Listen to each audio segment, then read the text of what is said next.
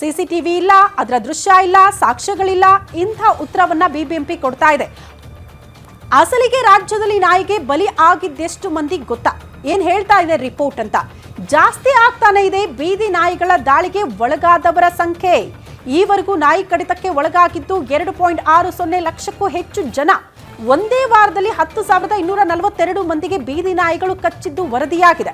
ಆರೋಗ್ಯ ಇಲಾಖೆಯಿಂದಲೇ ಈ ವರದಿ ಬಿಡುಗಡೆಯಾಗಿದೆ. ವರದಿ ನೋಡಿ ಸಾರ್ವಜನಿಕರು ತಬ್ಬಿಬ್ಬಾಗುವಂತಹ ಪರಿಸ್ಥಿತಿ. ಆದ್ರೆ ಪಾಲಿಕೆ ಏನೂ ಆಗೇ ಇಲ್ಲ ಅನ್ನೋ ರೀತಿಯಲ್ಲಿ ಉತ್ತರ ಕೊಡ್ತಾ ಇರೋದು ಎಷ್ಟರ ಮಟ್ಟಿಗೆ ಸರಿ ಅನ್ನೋದು ಪ್ರಶ್ನೆ.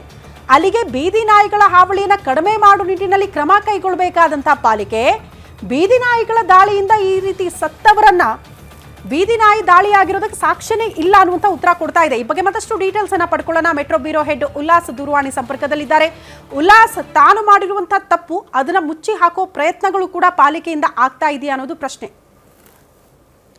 ಖಂಡಿತವಾಗ್ಲೂ ಶ್ರುತಿ, ಕೊಡಿಗೇಳಿ ಬಳಿ ವೃದ್ಧನನ್ನ ಸಾಯಿಸಿರುವಂತಹ ನಾಯಿಗಳನ್ನ ಅಲ್ಲಿ ಬಿಬಿಎಂಪಿ ಹೋಗಿ ಪರಿಶೀಲನೆ ಮಾಡುವಂತ ಕೆಲಸವನ್ನ ಮಾಡುತ್ತೆ ಅಧಿಕಾರಿಗಳು. ಆದ್ರೆ ಅಲ್ಲಿ ಅಧಿಕಾರಿಗಳು ಎಲ್ಲೋ ಒಂದು ಆ ಪ್ರಕರಣವನ್ನ ಮುಚ್ಚಾಕುವಂತ ಕೆಲಸವನ್ನ ಮಾಡ್ತಿದಾರ ಅನ್ನುವಂತ ಒಂದು ಅನುಮಾನ ಇದೀಗ ಮೂಡ್ತಾ ಇದೆ. ಯಾಕಂತಂದ್ರೆ ಕಳೆದ 6 ತಿಂಗಳ ಹಿಂದೆ ಅದೇ ಜಾಗದಲ್ಲಿ ಬೀದಿ ನಾಯಿ ದಾಳಿಗೆ ಒಬ್ಬ ವ್ಯಕ್ತಿ ಬಲಿಯಾಗಿದ್ದ.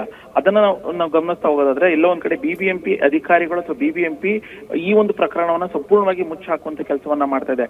ನಾವು ಒಂದಷ್ಟು ಮಾಹಿತಿನ ನಾವು ಕಲೆ ಹಾಕಿದಾಗ ಜನವರಿಯಿಂದ ಜುಲೈವರೆಗೂ ಬಿಬಿಎಂಪಿ ವ್ಯಾಪ್ತಿಯಲ್ಲೇನೆ ಸುಮಾರು 13,831 ಪ್ರಕರಣಗಳು ನಾಯಿ ಕಡಿತದಿಂದ ಆಗಿರುವಂತದ್ದು. ಅಂದ್ರೆ ತಿಂಗಳಿಂದ ದಿನದಿಂದ ದಿನಕ್ಕೆ ನಾಯಿ ಕಡಿತ ಹಾವಳಿ ಹೆಚ್ಚಾಗ್ತಾ ಇದೆ. ಆದ್ರೆ ಅಧಿಕಾರಿಗಳು ಮಾತ್ರ ಈ ರೀತಿಯಾದಂತಹ ಘಟನೆ ಆದಾಗ ಇಲ್ಲ ಇದು ಬೀದಿ ನಾಯಿಗಳ ಹಾವಳಿ ಅಲ್ಲ, ಬೇರೆ ಏನೋ ಕಾರಣಕ್ಕೆ ಅನ್ನುವಂತಹ ಒಂದು ಸಬೂಬನ್ನು ಹೇಳೋದ್ರ ಮೂಲಕ ಪ್ರಕರಣವನ್ನ ಮುಚ್ಚಾಕುವಂತ ಕೆಲಸವನ್ನ ಮಾಡ್ತಿರುವಂತದ್ದು. ಶ್ರುತಿ. ಓಕೆ ಉಲ್ಲಾಸ್, ಧನ್ಯವಾದಗಳು ತಮ್ಮೆಲ್ಲ ಮಾಹಿತಿ.